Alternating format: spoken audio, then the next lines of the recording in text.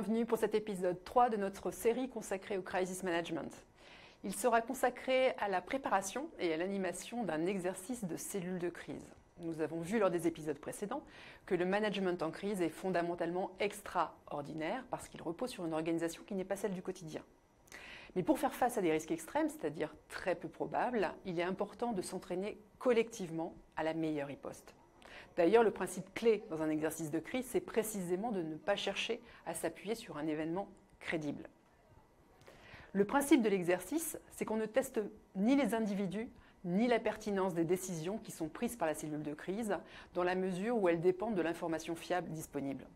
En fonction de la maturité du dispositif, il est possible de tester l'appropriation des procédures, la maîtrise du dispositif d'escalade et d'alerte, sur un ou plusieurs périmètres, qu'ils soient stratégiques ou opérationnels, et avec des parties prenantes plus ou moins connues. À partir de ces objectifs, on définira alors les meilleures modalités, soit un exercice sur table, soit un exercice terrain, en présentiel, à distance, connu, non connu, sur une demi-journée, voire sur toute une semaine. Le chronogramme, c'est le exercice. On est un petit peu d'ailleurs dans l'univers du cinéma, avec un storyboard plus ou moins rythmé, avec différents personnages et surtout beaucoup de rebondissements. L'important, c'est de pouvoir traiter toutes les facettes de la crise, qu'elles soient opérationnelles, techniques, juridiques, managériales, voire communicationnelles.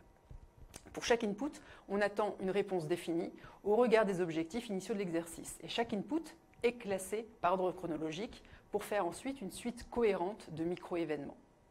Certains de ces stimuli sont importants à traiter, d'autres sont ce qu'on appelle des parasites et permettent de déterminer la capacité de la cellule de crise à distinguer le principal de l'accessoire. À la fin de l'exercice, on pourra dire si la cellule a terminé en retard ou alors conformément au scénario, et les cellules proactives qui arrivent à se projeter dans les futurs événements sont bien sûr les plus efficaces.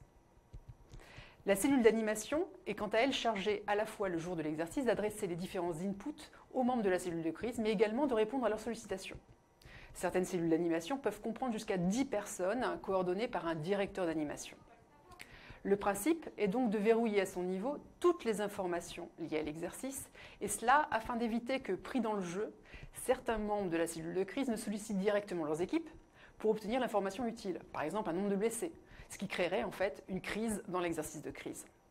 C'est pourquoi il faut vraiment des personnes dotées d'un sens marqué de la comédie pour pouvoir jouer des rôles fictifs ou réels, mais également pour improviser le cas échéant.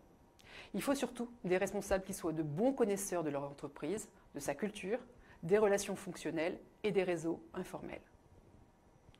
Enfin, avec les animateurs, il y a un autre rôle prépondérant dans un exercice de crise, c'est l'observateur. L'observateur, il est en cellule de crise complètement transparent. C'est lui qui vérifie la qualité des points de situation, qui assiste au débat interne de la cellule et qui scrute les éventuels conflits de périmètre. À la toute fin de l'exercice, c'est lui aussi qui s'appuie sur les animateurs pour piloter le tour de table. Il anime ce qu'on appelle le débriefing à chaud pour faire ressortir collectivement les forces et les faiblesses de la cellule. Il devra notamment veiller au moment justement un peu libératoire où toutes les tensions retombent, veiller justement à ce que la vraisemblance du scénario ou son rythme ne soit pris pour cible. Le sujet est donc de bien définir si chacun s'est senti à sa place et si le dispositif de gestion et de communication de crise a permis ou non de répondre aux enjeux soulevés pendant les 4 dernières heures. Ces aspects seront formalisés dans un document RETEX pour retour d'expérience, qui est précisément le thème choisi pour notre prochain épisode. À très bientôt.